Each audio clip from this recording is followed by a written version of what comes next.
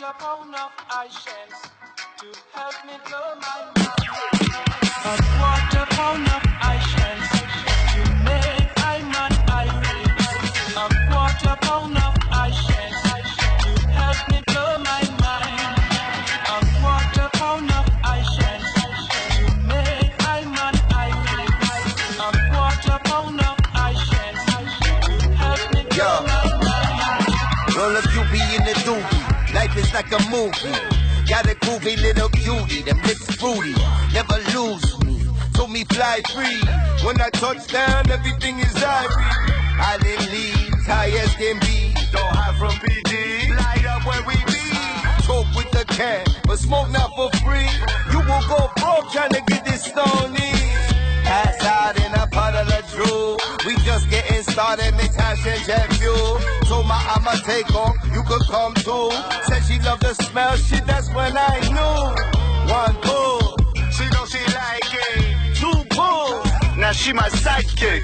Three pulls, now she a psychic. Pull out the sack, rolled up something righteous. My name is Nicole Frasetto. I'm from Orfield, Pennsylvania. And I'm a registered nurse, and I have a son with autism that I give medical marijuana to. Kiss mommy. Kiss mommy. With your lips. With your lips. Say I love you. I love you. No, I love you. Like I said, my son is 9 years old. He has autism, OCD, ADHD, like severely. He's almost nonverbal. He has a one-on-one at all times because he has no safety awareness. We tried, I was against it, but we tried pharmaceutical drugs. We tried like Adderall, Ritalin, Tenex. None of that helped. It all made his OCD increase, or he wasn't himself. He was just lethargic, laying around. So we started using marijuana on him. He calms down. He gets no side effects. A lot of kids with autism have problems eating food. He started eating more. He sleeps better. A lot of kids with autism has sleep issues. Now he can fall asleep, no issue. He's able to sit down and watch TV with us. He couldn't do any of that before. So I've seen nothing but positive things from it. Which one? Hey. It's a very powerful drug.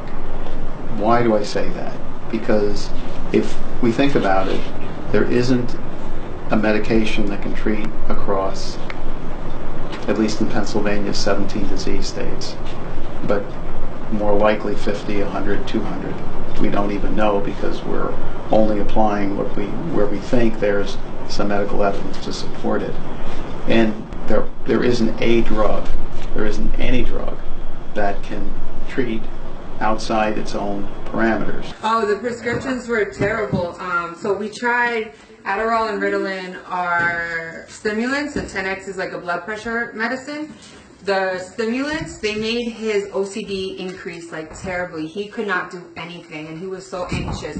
He had to touch the door like 1,000 times before we left. Like all the lights, fixtures he had to touch. Wow. We could not get through anything. Once California became medically legal, I was living there for a little while, so I got my medical card, and it was really great because I didn't have to worry about my irritable bowel syndrome. I didn't have to worry about my insomnia. I could just go to the store, get a cookie, and come home and live my life normally without having to be scared that I can't eat a meal if I'm not readily accessible to a bathroom, because within 20 minutes of eating, I get sick every day. So they used to give me like a handful of pills at the doctor's office. It'd be like 6 pills in the morning, 6 pills in the afternoon, 6 pills at night. And I did this for like a year, and it helped, but didn't cure the issue, just enough so that I could sort of uncomfortably get through my day. Yet I can take 3 hits of pot and have no problem for my entire day. And just that for me, I mean, you can't run a business if you have to be 10 feet from a bathroom all day long. It's brutal. You've got to remember that a lot of the indications that are being allowed are based on research done outside the country, because we really don't have a traditional FDA clinical trial setup for this process yet. Well, let's stick on opiates, right?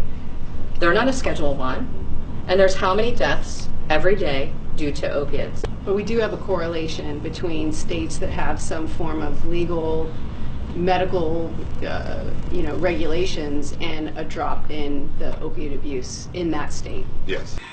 Like I said, I've been a bar owner for 37 years, and I saw the effects of alcohol, the addiction of alcohol. And if I had my choice, you could either be a dispensary for marijuana in your bar or a liquor license. I would take the marijuana. And like I told you before, I would open up a bakery right next door. They leave there, my cookies and my brownies and so on and so. You make a killing. Yeah, we make a killing. As working in a personal injury law firm, I see this every day. People get hurt, painkillers are submitted, they get addicted, and then pain is gone, or the period that you take the painkillers is gone. Now what are they going to do? Now they're addicted. How are they going to handle some of the pain that they might still have? And it could be avoided just by legalizing marijuana. Come on, I flew out and I did what they called a green tour, similar to going to California and doing a wine tour. So I went out there and they took me to different grow operations, they took me to candy processing facilities, and just sort of showed me all the aspects of the marijuana business. A professional kitchen that was as clean as I would expect a restaurant or a five-star sort of restaurant to be. And these guys were really taking it seriously. It wasn't just like the image of just like some dumb stoners in a kitchen like mixing up a batch of brownies. Like they were like scientists about it. The first night there, we went to like a big nightclub, the classic loud music, drunken assholes sort of a nightclub. And the whole night we're there, we leave, and my buddy looks at me and he goes, those were some of the nicest people I've ever met. Because everyone was sitting in there puffing on a vape pen. My personal thoughts on marijuana is that it's a whole lot less harmful than alcohol. I grew up in an alcoholic family. My father was an alcoholic. He was an embarrassing alcoholic. And those kinds of problems are typically genetically passed on. Somehow I just hated the taste of it, and it didn't stay in my stomach very well. Marijuana, what's the worst that happens? Somebody eats Doritos and watches Bugs Bunny, and somehow that's the criminal activity. My name's Mark Smith. I have grown up in Allentown, went away to college, came back here. I had coached at William Allen High School for 15 years. Where'd you grow up in Allentown? I'm from the South Side, so for all you people that went to South Mountain Junior High School, yeah, no, I went to South Mountain and went to Allen High School. Okay. Graduated in 1974. And a lot of this crime sets people back on their life's journey. If you are 18 years old and you get caught with something like a joint or whatever the amount is, and you end up in jail, it can almost eliminate a life that you had an opportunity at. See, I went through the revolutionary stage, and I'm revolutionary minded. So in most cases, when you apply for a job and that comes up, you're not getting hired. You're taught to get a good education, and that's going to help you get a good job. Well, there's no jobs. Now, what people started doing was medicating. Most of the time it was alcohol. And unfortunately, the alcohol destroyed the body.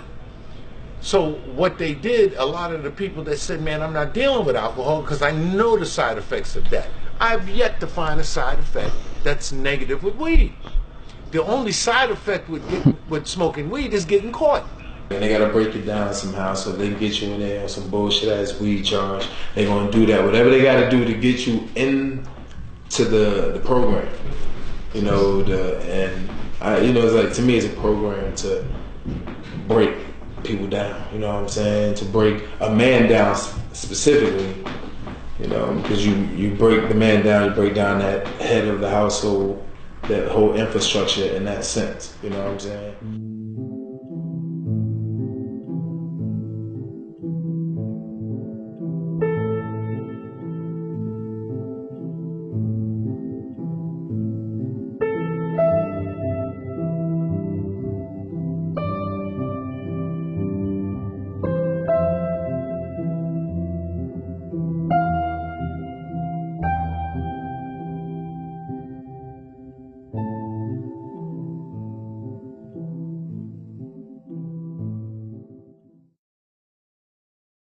Alright, my name is Jerry Jones. I was born in Stroudsburg, Pennsylvania. I was raised in Allentown. So I moved over to Allentown when I was like 1. So I was just raised there. Went to elementary school, Jackson Elementary School, then Trexler Middle School, graduated from William Allen High School. No one deserves to be in jail for marijuana, period. That shit is ridiculous. Yeah, see, I have it for marijuana, and I did time before it. It's very, like, it could break you down mentally. So your cellmate could be a person that was raping a boy. You feel me? And you're in there for marijuana. Y'all are in the same cell. You smell him. You feel me? And he raped little boys. But you just got caught with weed. See what I'm saying? Are those people equal? Should they be in the same cell? My name is Severin Freeman, and I'm from Bethlehem, Pennsylvania. My first time charged with marijuana use, it was also my first time experiencing the jail system, and I was 18 years old. And that's where the real problem comes into play, is the probation system. The probation system takes someone like me who's a patient and turns me into a criminal daily that has to piss in a cup or that has to choose between getting well or getting put back into jail. And when I made the wrong choice, I was put back into jail. And that's how I spent my jail time. I think it would be very effective in the county to have it decriminalized. We have a large prison population that has that's in there solely because they've carried either a small quantity or they have possession or intent to sell. And I think that could eliminate some of our prison population. I've also seen, as a former Northampton Community College professor, I've seen students' lives really adversely affected by it. The job market becomes so much more difficult to navigate, and your pay scale goes way down. You're working a lot of hours. Well, from my perspective as a defense attorney, I see the collateral consequences of the conviction for clients, such as the 6-month driver's license suspension. If the person is a student when they receive the charge, they are disqualified from receiving any financial aid for a year, including student loans. I think that those are the consequences from my perspective. I think that people don't think about when they think about how these kind of convictions can hurt somebody. Well, City Councilman, I've been City Councilman for the last 17 years, helping our communities in not only Allentown, which I'm a City Councilman, but also throughout the Lehigh Valley. I see is that being a Hispanic, for example, and this is not race issue, obviously, it's for everybody, but being a Hispanic, I say that sometimes, because we're the majority of the people in the city right now, we see a lot more people going to jail that are Hispanics and African Americans. And it's amazing when you go to see this. It was an eye-opening for me to go over there one day and see what's going on. I've been watching the news. Harrisburg has done it. York did it. Philadelphia did it several years ago. I think Pittsburgh just did it recently. So I figured, you know what? I chair public safety in the city, so why not kind of give this a go, see if we can make some headway and kind of lessen the burden on the police department and the DA's office and the actual courts. Yeah, my name is John Morganelli, and I'm the district attorney for Northampton County, Pennsylvania. Because we've seen a lot of bad effects for particularly younger folks, it absolutely makes sense to decriminalize. It would take a lot of pressure off the criminal justice system because we do process a lot of these small amount of marijuana. So we're doing a lot of things that really makes it almost decriminalized now. So I say let's take the step and let's do it. $40,000 to maintain somebody in a prison doing nothing, while we can use less of that amount. It costs less than $25,000 to go to Penn State and have a student, get an education for a year. Yeah. Well, I'm Olga Negron, councilwoman for the city of Bethlehem. Alcohol is highly addictive, tobacco is highly addictive, and it has caused so much harm in our community. However, we are okay with it. We legalize it, and as even as local government, we could be making so much money if we legalize marijuana. You know, the tax that we can get, you know, and it won't kill nobody, you know. So. Eugene D. Pasquale, Pennsylvania Auditor General. So I'm the one that's in charge of making sure the state finances are working right. Well, I think if we shifted away from a criminalization of marijuana and went to a regulation and tax, it'd be good for, first of all, the most failed war in the history of the United States is the war on drugs. It just simply hasn't worked, and I think we have to rethink our entire approach to this, and one of that would be a regulating and taxing of marijuana. I think it would be good for our state tax revenues. I think it would actually help create business, and actually, on the same token, we've seen it that it even helps reduce teen usage. So I think it's a win across the board. My name is Mike Baker, and I'm from Allentown, Pennsylvania. I was an employee of the state of Pennsylvania for 35 years before retiring in 2016. I've been involved in politics a lot, and that's how I got involved with marijuana decriminalization. Eventually, if Pennsylvania provides for the use of marijuana and growth of marijuana, that would be a great revenue enhancer for the state. Right now, the past 3 years, we've had deficits of about $1.5 billion a year, and the legislature has no guts in trying to close that deficit, other than selling off things or imposing use fees. And if they would have tax money coming in from marijuana sales, then that would be a big deal and would help Pennsylvania in many ways, especially in terms of education, because most schools in Pennsylvania are underfunded. My name is Brian Kelly. I'm on Bethlehem City Council. So I grew up in Bethlehem my whole life. I've been, I went to Nitchman, Liberty High School.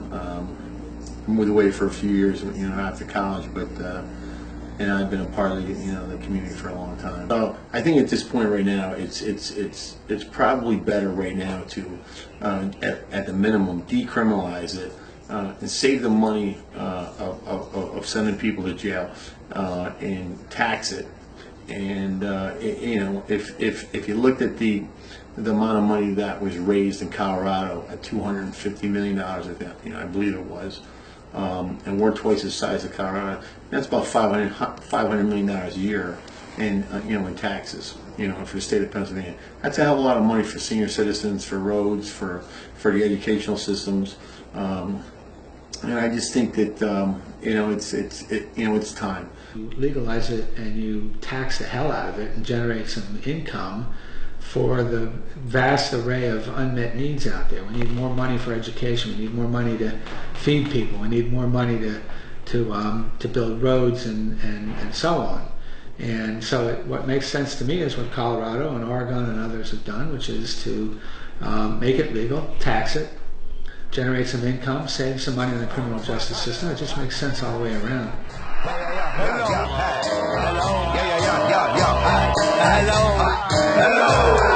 Welcome to Space Camp, hello. Welcome to Space Camp, hello. Welcome to Space Camp. We can burn up hell, we still the most, and hello. Welcome to Cloud9. We can wild out or we can just vibe. Burn down a pound, yeah, we can get high. Guys, give me just one of you give me a clap real quick from camera. Alright. The decriminalization of it it's a good step to show the powers that be, the people that are making the laws, that potheads can be responsible cannabis users. It does relieve a lot of stress for your everyday citizen too. Like, you're coming home from a long day of work, your feet are hurting, you just want to kick back, roll up a joint, just hang out, watch the Netflix, do your thing, like, it just helps you unwind, people enjoy a glass of wine, other people want to crack a cold one, like, you want to smoke a blunt, you go ahead and do that. Most people that I know that have smoked marijuana over the last 45 years or so, they're smoking, they're sitting around and they're just relaxing and getting high. Some will giggle, some will sit on the couch, and some will just pass out. I'm Jeff Reedy. I'm the executive director of the Lehigh Valley chapter of NORML, which is the National Organization for the Reform of Marijuana Laws. I am from the Allentown and the Lehigh Valley. I spent a lot of my youth growing up here on this particular field, in this park, and in this neighborhood. The neighborhood means a lot to me. NORML started to fight for the reform of marijuana laws across the country. I, as a representative of the local chapter, am pushing our local policymakers, our local city council members, our local mayors, to try to get them to pass ordinances to decriminalize marijuana. And I have a purpose in my life, and my purpose is to push for decriminalization of marijuana locally, statewide, across the country, and eventually legalization of marijuana. I mean, we're not out here fucking robbing cars and doing that shit. You know what I mean? The majority of people want to fuck. And listen, if I want to walk into 7-Eleven and not worry about who I'm buying blunts in front of, you know what I mean? Like, you can go to the liquor store and walk out of there with 9 bottles and nobody looks at you funny. Nobody's worried that you're gonna, you know what I mean, get hammered in front of your kids. Yo, and to be honest, man, I think that if it was decriminalized, I think you would have less motherfuckers driving around smoking anyway. To be honest, man, people gonna feel a little more like at ease, man. Go home, feel a little more at ease on every level. Feel more at ease, like with your landlord, feel at ease. With your roommate, feel at ease. With your neighbor, feel at ease. With your, you know what I'm saying? Like, it's gonna change. Like, cause I'm not saying that somebody should take mad dabs, smoke mad L's, and jump in the car. Especially if they're 20 years old, 22 years old. They don't know how to drive for shit. You know what I'm saying? Smoke a lot of weed. You know, I'm still able to do, like, take care of my kids. You know, I don't smoke in front of my kid, but like I take, you know, still take care of them, and it's not that serious. Right. My name is Billy Mack. I live in Allentown, Pennsylvania, and I'm the owner of Coffee House Without Limits. I don't personally smoke myself, but I've known so many people in my life that have benefited from it, be it through anything from migraines to anxiety to seizures. I've known people who've relocated to states where it's decriminalized just so they could have the only medication that works for them. My name is Brandon Wonder. I am here from Allentown, born and raised. Right now I am the gallery director of the Alternative Gallery, nonprofit arts organization that serves as a community space for a number of creators and basically anyone that wants to pass through. Decriminalizing marijuana and the use of marijuana is a very necessary step towards where it should be already. And it should start with that, but not end with that. I mean, the fact that we're still debating whether it should be legalized or not is kind of insane. It's like, let's put it to bed, because it's in my eyes, it's a non-issue. It's very obvious what we should be doing with it, but certain dinosaurs with a certain level of control want to hold back progress. You know, they will delay it, but they can't stop it. I mean, I've met very few young people that don't partake in the smoking of marijuana, so I think that you'd have a lot less people living in fear of the police. And if you want to talk about rebuilding relationships between people and the police, I know it's a complicated issue to do that, but I think that would be a step in the right direction. If it was decriminalized, the youth would have more respect for law enforcement if the proper steps were taken for law enforcement being actively engaged in more positive ways. That's what I try to do here. We try to have the police here in more positive situations so people aren't just seeing them when a crime goes down or shit goes wrong. They're here because they're a part of the community, and this is where the community gets together. One of the places, not the only place. The fact that we can have police officers here during a stoner metal show, and I can walk around and drink beer, and it's an all-ages show, and everything's legal, no one's looking over their shoulder. That's beautiful. If we can help implement that in a larger way, you would really start to see a lot more positivity in the world. And I think that when you make people feel like criminals, that gets in their brain, you know? If you tell people they are something, it can be pretty demoralizing, and I think that it has a negative effect in that respect too. My knowledge with, you know, growing up with the people I've grown up around, just Allentown, Lehigh Valley being such a small place, you know, through social media, like knowing everybody, a good percentage of people smoke weed. You know, like nowadays it's rare to find, you know, someone that says, oh no, I don't smoke. I believe every municipality should decriminalize in Pennsylvania. I believe, again, it should be legal across the board, but I think decriminalization is, to me, an easy first step. I think that's an absolute no-brainer. And also at the federal level, what Attorney General Jeff Sessions has done in changing his policy on enforcement of marijuana, I think is absolutely wrong and flies in the face of the will of the American people. I do think voters are ahead of the politicians on this issue.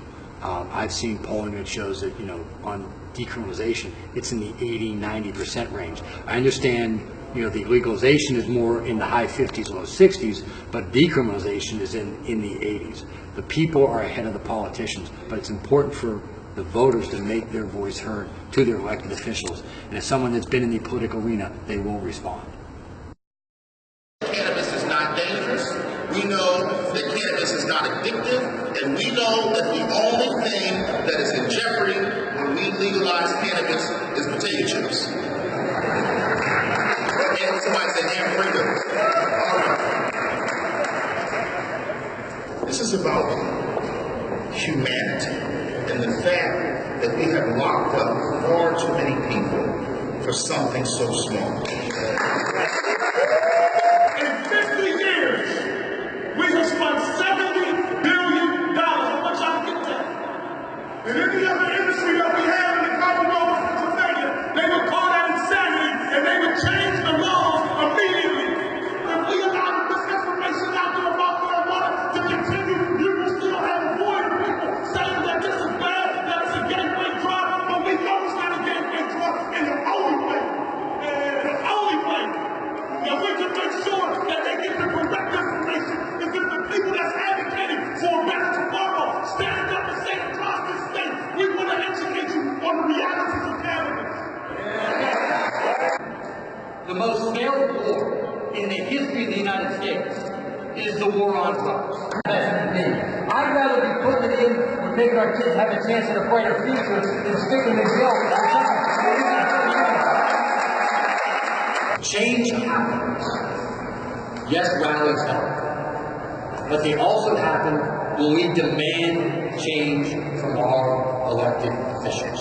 I know some of these other issues may be controversial, but decriminalization to me, that should be an absolute no-brainer. If you still believe people should be thrown in prison for this, then withhold your vote this November. This is good for our economy, it's good for social justice, and yes, it's better for our kids as well, and finally, it'll give us the revenue to invest in key programs like child protection services and early education to make sure our state has a brighter future moving forward. Thank you very much. See looking good. See looking good. I need that good. I need that good. Smoking on good. Rolling it up. Club on that loud. I'm about to arrive. I need to get in. Buddies a month. Bring the whole pound. Fucking with us. Bubblegum Kush. Blueberry cloud. Mix it together. How does that sound? Taste is amazing. Shorty go down. Pick it back up. Move all around. Do what I do. Most of y'all can't. Walk with that fire. Pockets on bang. Puff. Pass it. Boom. Ass. Whatever we want. Bring it right back. Glass. Wax. Give shorty a pass. She looking good. Look at that ass. Space. Can. Hubble on smash. Need something from nothing. Stuck on that gas. Smoking that good. Smoking that good. We smelling good. We smelling good. She looking good. She looking good. I need that good. I need that good.